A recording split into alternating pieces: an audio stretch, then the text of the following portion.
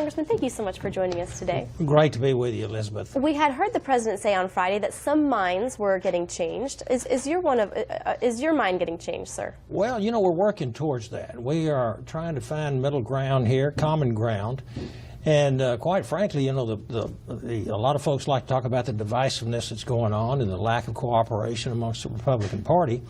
But I would remind them that this is part of the legislative process, finding you know, a consensus. In Texas, we call that horse trading. And what does that consensus look like? What, you know, what would make you happy at this point? I mean, we have some folks who are saying, you know, you've been telling your constituents that you're going to be repealing and replacing, but is there a point where you won't do anything at all because you're not getting what you want, or what's the compromise? No, I think there's going to be a meeting of the minds here. I'm sure there is. This is the way the legislative process is supposed to talk. This isn't squabbling and a mess. This is debate. And what we need, you know, I represent 700,000 people down in East Texas, part of Houston, over to Louisiana. And what we need to remember are the people who like their doctors, who like their plans, and who lost them, priced out of the market, or have deductibles that are so high that they simply can't use them. And so I think we really need to concentrate on getting these premiums down. I love the part that was agreed to yesterday on the work requirements and the more pro-life issue that will be put in there. I like that. But we have to get these premiums down. How do you do that? How do you get those premiums down? And how do you do that with what's being presented? Competition. We've got to be able to... So across state lines? Across state lines would be a good thing. What if it's not in the first phase, though? What if it's in the second or the third phase? Are you going to still sign on to it? Well, you know what? Those are things that we'll certainly look at very closely, because we promised to get rid of this horrible Obamacare. That's what I campaign on. I'm a health care professional.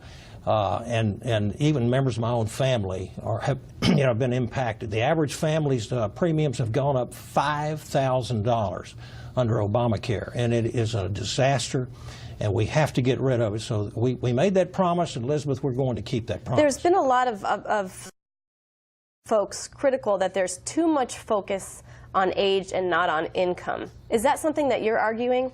Well, yeah, you know what, I think we have to concentrate on those working families who have been hit the hardest, lost their doctors, lost their their policies, or have deductibles that they simply cannot use their policy at all. Yes, we need to make sure that these people will have something that will give them freedom of choice and get these premiums down. I love the parts about the work requirements, right. Expanded Medicaid, which will be eventually frozen. I'd love to see it frozen immediately. So there's parts that you like and parts that you don't like. But what was your reaction when you saw that CBO report? And in fact, we have a graphic that really shows a jump in uninsured with this new health care proposal. Well, like some of our leadership has said, some of that jump is going to be attributed to folks that just have the ability now to opt out without a penalty.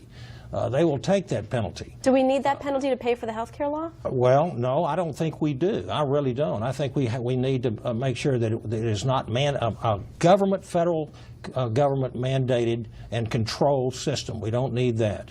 But this is what we're going to work to, and I'm looking forward to getting a meeting of the minds and being able to get rid of this horrible Obamacare. What's your prediction? My last question, because we're running out of time. Your prediction: we could be seeing this proposal on the House floor by Thursday. Is that right? I'm very optimistic. You are? Very optimistic. So we have you on record. Absolutely. I think we can make this happen, and I'm looking forward to it. But we have to remember what our promises were. We got to get premiums down so that people can afford this. All right. Well, from the great state of Texas, thank you so much, sir, for joining us today. Thank you, We wish you luck this week, and we'll be standing by. Thank you. Thanks.